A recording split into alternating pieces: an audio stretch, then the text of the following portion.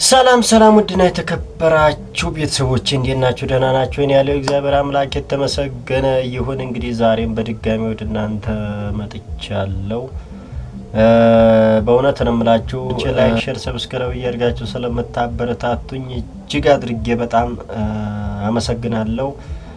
እውነት ነው የምላችሁ እኔ ለእናንተ ላቅ ያለ ምስጋና አለኝ። ያው እንግዲህ በጣም ብዙ ነገሮችን ሰሞኑን ብላችኋል፣ ብዙ አስተያየት ሰጥታችኋል፣ ብዙ ነገሮች ተብለዋል። ነገር ግን እኔ እንጃ እኔ ማለት አንድ ነገር ልንገራችሁ ለመሰላችሁ እኔ እንግዲህ እናንተ በእኔ ቦታ ብትሆኑ ብዙ ነገሮችን ሞክራችሁ ብዙ ነገሮችን እንትን ብላችሁ ካልሆነ አልሆነምና እኔ እውነት ለመናገር በኮሜንት የምትሰጡት ነገር ትንሽ ከፍቶኛል። ለምን መሰላችሁ? ነገ እግዚአብሔር ምን እንደሚሰጥ አይታወቅምና ዞሮ ዞሮ ዛሬ ዋናው የመጣሁበት ጉዳይ ምን መሰላችሁ? እንግዲህ ሰሞኑን ያው ቀን ስራ ጀምሬያለሁ፣ ስራ እየሰራው ነው ብያችኋለሁኝ።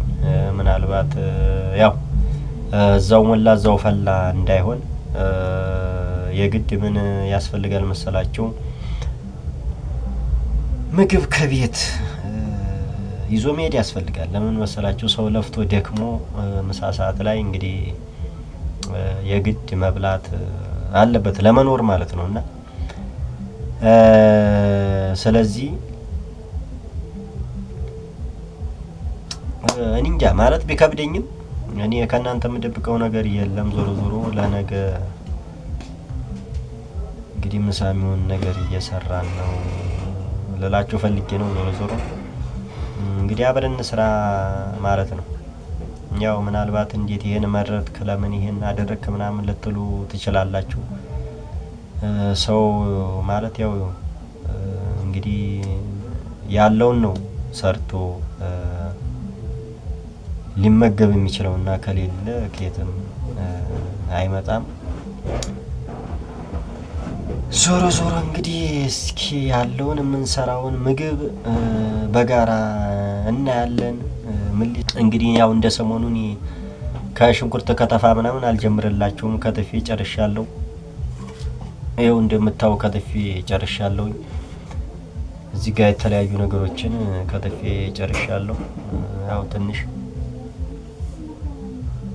ብዙ እንትን ስላላለ ላይታያችሁ ይችላልና እዚህ ጋር እንግዲህ ብዙ ጊዜ ያው በምግብ ዝግጅት እንግዲህ እየመጣው ባሳለቻችሁ ምንም ማለት አይደለም። ለማንኛውም ሙያ ከኔ ተማሩ ልላችሁ ፈልጌ ነው። ያው ምን ይባል መሰላችሁ? መልክ ይስጠኝ እንጂ ሙያ ከጎረቤት እማራለሁ የሚባል ነገር አለና እሱን እንግዲህ ያው ለእናንተ ትቻለሁ። ዞሮ ዞሮ ምንም ማለት አይደለም። ሄደው ተከተሉ። የምታው ባዶ ሳህን ነው። እዚህ ጋር ዘይት አለ።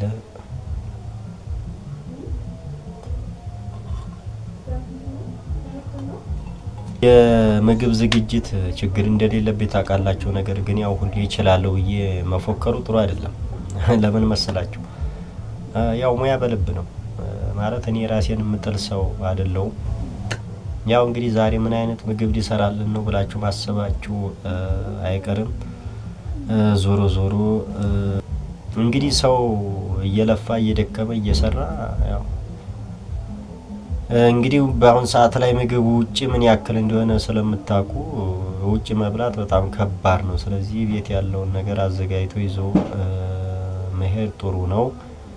ምሳ ሰዓት እንግዲህ የተያዘችውን መቅመስ ያስፈልጋልና ለዛ ነው ያንን የመረጥኩትና እውነት ነው የምላችሁ የምሰራበት አካባቢ ደግሞ በጣም ውድ ነው እና ለዛ ነው ማለት ሰው በጣም ብዙ ነገሮችን ይሸፍናለሁ እያለ ሌላ ብዙ ነገሮችን እያሰበ እንደገና ለምግብ እንግዲህ ከአቅም በላይ ማውጣት ማለት በጣም ከባድ ስለሆነ ነው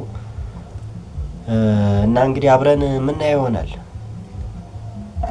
እዚህ ላይ እንደምታዩት ሎሚ እንጨምቃለን ማለት ነው።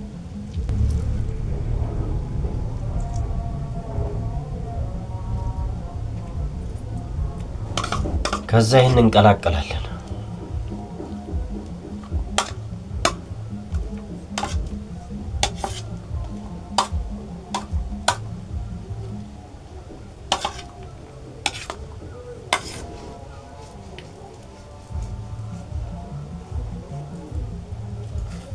እንግዲህ ይሄንን ጨርሰናል። ሌላ ደግሞ እዚህ ጋር የሆነ ነገር አለ ላይታያችሁ ይችላልና እንግዲህ ውድ ቤተሰቦቼ ከስንት ልፋት ከስንት ድካም በኋላ ምግቡ ደርሷል። ምንድነው አሁን ይሄ ምግብ ምንድነው? ፍርፍር ነው? ቲማቲም ለብ ነው? ሽሮ ነው? ስለዚህ ምንድነው? በደንብ ላሳየው እስኪ።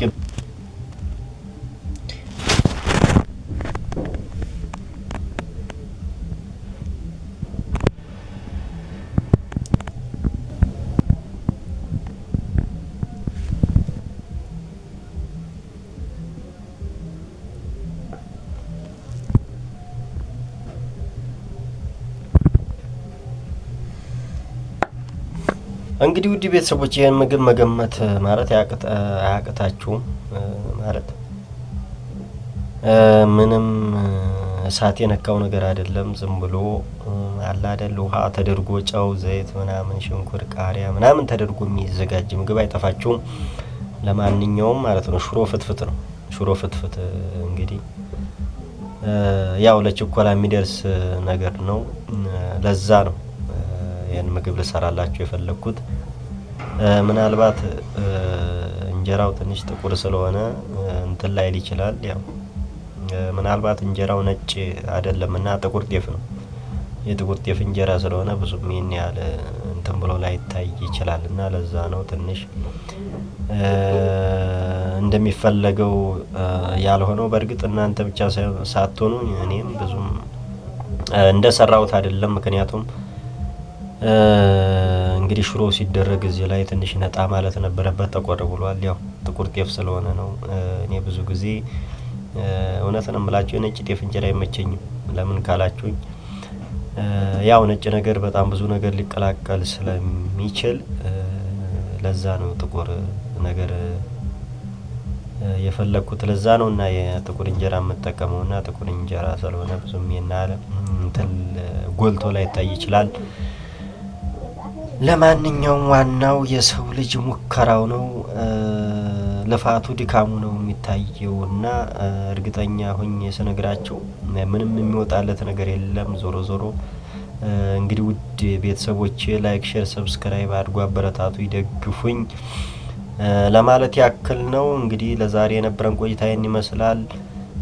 እንዲሁ ሰሞኑን የተለያዩ ነገሮችን እየሰራው ወደ እናንተ ቪዲዮ አደርሳለሁ። እንግዲህ ለነበረን ቆይታ እጅግ በጣም አድርጌ አመሰግናለሁ። ቻው።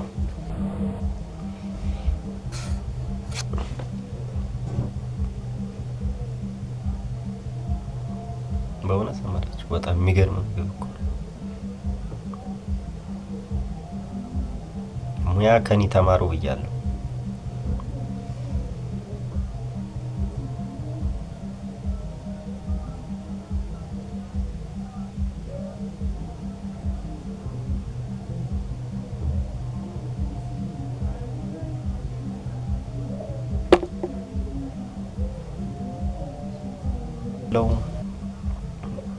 ቻው